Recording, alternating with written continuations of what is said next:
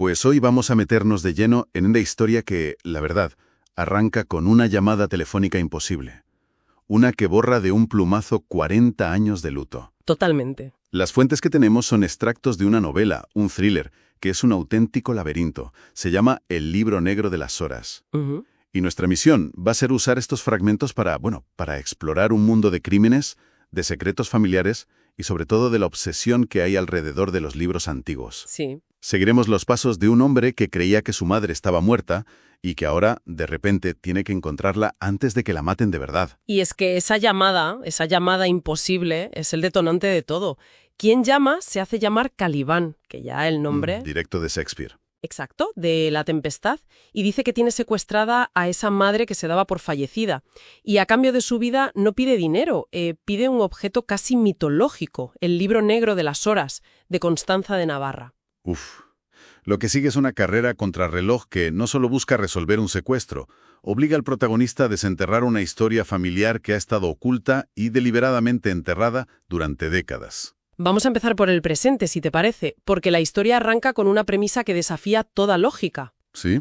La sangre de Ítaca Expósito, la madre que supuestamente lleva 40 años muerta, aparece en la escena de un asesinato actual. En Madrid. Y no es un caso aislado, es que es la segunda muerte violenta en ese mundo tan exclusivo, tan hermético, de los libreros de élite.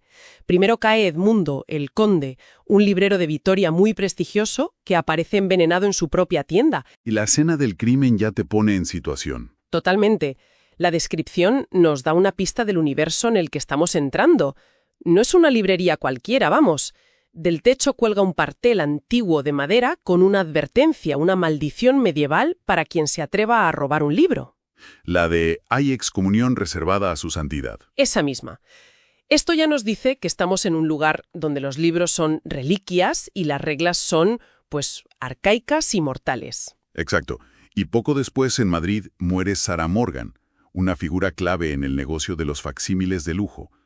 Y es en su casa donde la policía encuentra esa gota de sangre que no debería existir. A ver, mi primera reacción sería pensar que la base de datos de la policía está mal, o que es la sangre de un familiar desconocido, no sé. Claro. ¿Por qué el protagonista salta inmediatamente a la conclusión de que su madre está viva? Pues porque ocurre justo después de recibir la llamada de Calibán.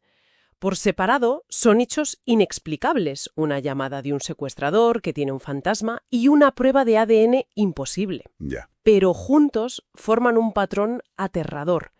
La llamada le da el contexto para empezar a creer en lo imposible.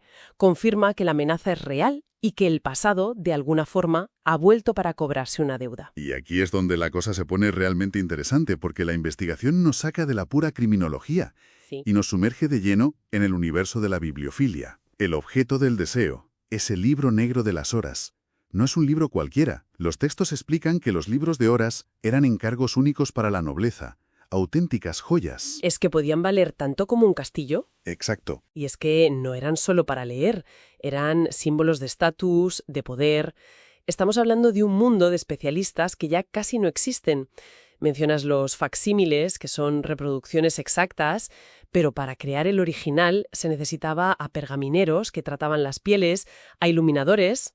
Has mencionado a los iluminadores y el nombre suena casi medieval, ¿verdad? ¿Qué hacía exactamente una persona así? Pues a ver, imagina pasar semanas moliendo lapirazuli a mano solo para obtener un pigmento, el azul ultramarino, que en el Renacimiento valía más que el oro. Madre mía. Y luego, usar una pluma de ganso para pintar con hilos de oro fundido los bordes de una sola página. No era solo ilustrar, era infundirle al libro un valor casi sagrado, una obra de arte total. O sea, el equivalente a un superdeportivo de lujo hecho a medida hoy en día. Eso es, pero con un alma artística que ha perdurado siglos. Entiendo el valor artístico, pero las fuentes también nos muestran la cara más oscura de esta pasión. No es solo amor por la literatura, es una obsesión por la posesión. Totalmente. Hay una anécdota brutal sobre un librero, Alistair Morgan, que ponía finísimos hilos de plástico entre las páginas de los libros que vendía. Sí, para comprobar si los coleccionistas los leían. ¿Y la conclusión? Que casi ninguno lo hacía. El placer no estaba en la lectura, sino en la tenencia, en poseer la pieza, como un cazador que cuelga la cabeza de un animal en la pared. Ya. Y eso nos lleva a la pregunta clave. ¿Qué dice esto sobre la cultura? que valoramos más la apariencia del conocimiento que el conocimiento en sí. Se convierte casi en una enfermedad del estatus. Suena a una generalización un poco dura, ¿no?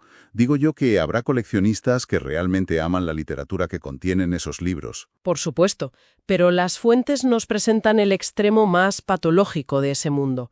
Nos muestran cómo, cuando el valor monetario y la rareza se convierten en el motor principal, la pasión original puede corromperse hasta ser irreconocible. Claro. Y esto se conecta directamente con el tema de la falsificación. Si el valor está en la rareza y la posesión y no en el contenido, pues un facsímil perfecto o incluso una falsificación magistral puede generar la misma emoción. El libro se convierte en un fetiche, un objeto despojado de su propósito. Entonces, si la rareza es el pilar que lo sostiene todo, entiendo por qué se llega a matar.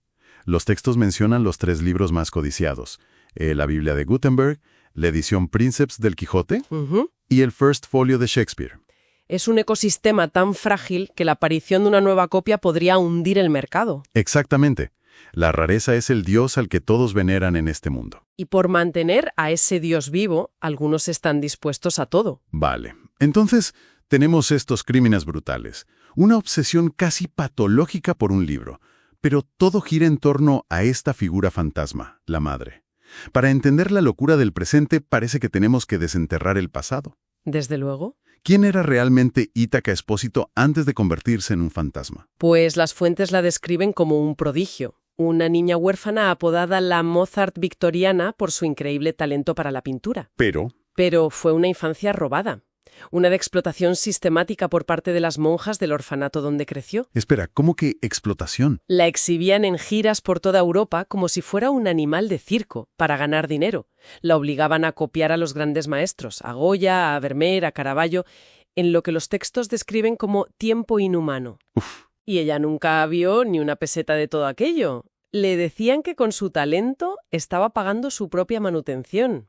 Eso es terrible. No solo le roban el dinero, le roban la inocencia al convencerla de que su propio talento es una deuda que tiene que pagar. Se está forjando una visión del mundo muy particular. Una visión del mundo donde el arte no es belleza, es una herramienta de supervivencia. Y esa visión se consolida cuando, tras rebelarse contra las monjas, otra de ellas, la hermana Aquilina, la introduce en una sociedad secreta. El Círculo de las Egerias. Exacto, un grupo de mujeres dedicadas a la falsificación de libros antiguos. Pasa de ser una copista explotada a una falsificadora profesional. El mismo talento, pero ahora con un propósito clandestino y supongo que con sus propias reglas. Con unas reglas muy estrictas que forjan su carácter para el resto de su vida. La primera es puramente pragmática, que nunca te metan en la cárcel. Lógico. Pero la segunda es la que la define. Encárgate tú, soluciona tus propios problemas, siempre. Esto la convierte en una superviviente nata, alguien que aprende desde muy joven que no puede depender de nadie más que de sí misma y de su ingenio. Y en medio de toda esta oscuridad de esta vida clandestina, las fuentes nos dicen que encontró el amor. Un romance secreto con Gael Lope de Ayala, el padre del protagonista. Sí, un amor adolescente, puro y clandestino. Se veían a escondidas, se escribían poemas. Fue quizá el único momento de luz en su juventud. Pero esa luz se apaga de forma trágica cuando entra en la órbita de la poderosa familia Olivier. Ya. La utilizan, traicionan su confianza y todo culmina en la muerte violenta de su prometido, Diego Olivier. Y es en ese momento cuando toma la decisión de desaparecer. No tiene otra opción. Está embarazada, perseguida y marcada. Finge su propia muerte para proteger al hijo que lleva en su vientre. Se convierte en un fantasma por necesidad, aplicando la segunda ley de las Egerias a la situación más extrema de su vida. Soluciona tus propios problemas siempre. Lo que nos devuelve al presente. La búsqueda del libro negro lleva al protagonista a Madrid, al barrio de las letras. Me encantan los detalles que describen las librerías de esa zona. Sí, son geniales. Como la librería del alma, que tiene letreros curiosos en las estanterías, para lectores con nostalgia de su patria, o para superar una ruptura. Le da un toque muy humano a este mundo tan feroz. Es un contrapunto necesario, sí. Y es en ese escenario donde finalmente se descubre la identidad del secuestrador. Calibán resulta ser Juan de la Cuesta, un descendiente del impresor original del Quijote. ¿Y cuál es su móvil? No parece que sea solo el dinero. No, es una obsesión familiar que se ha transmitido durante generaciones. Cree firmemente que el libro negro fue robado a sus antepasados por la familia Olivier y está decidido a recuperarlo para restaurar el honor de su linaje. Una venganza histórica. Llevada al extremo. Su estrategia fue metódica y cruel.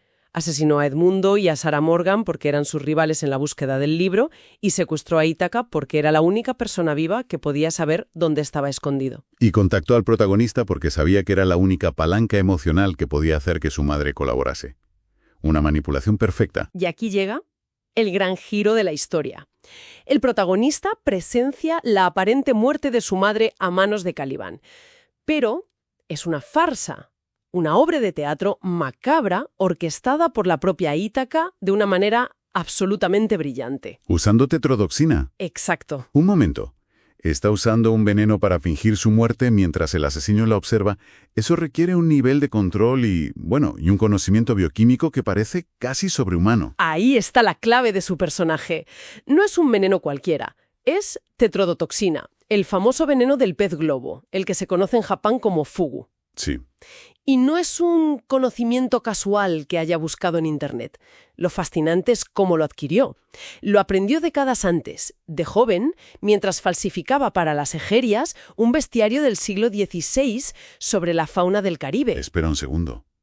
¿Me estás diciendo que usó el mismo compuesto del polvo zombie haitiano? ¿El mismo? La idea de que ese conocimiento, sacado de un libro antiguo que estaba falsificando, se convierta en su herramienta de escape 40 años después, es una locura. La biblioteca personal de esta mujer es, literalmente, un arsenal. Exactamente.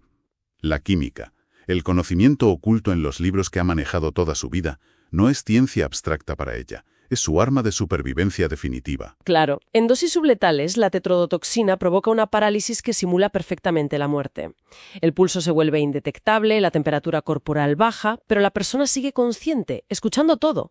Es el engaño perfecto para volver a escapar, para convertirse en un fantasma una vez más, esta vez delante de los ojos de su propio hijo. Así que, en resumen, lo que empieza como la búsqueda desesperada de una madre secuestrada se transforma en la reconstrucción de una vida entera. Sí. Una vida marcada por el arte y la traición y, sobre todo, un instinto de supervivencia forjado en las peores circunstancias. Se desvela la historia de una mujer que tuvo que morir varias veces para poder ser libre y proteger a su hijo. Y para terminar, las fuentes nos dejan con una reflexión final, un último acto en esta compleja obra. Tras resolver el caso, el protagonista tiene un breve y emotivo encuentro con su madre, la Ítaca real, de carne y hueso, pero ella decide desaparecer de nuevo. Le explica que su mundo de secretos, de falsificaciones y peligros es incompatible con el de él.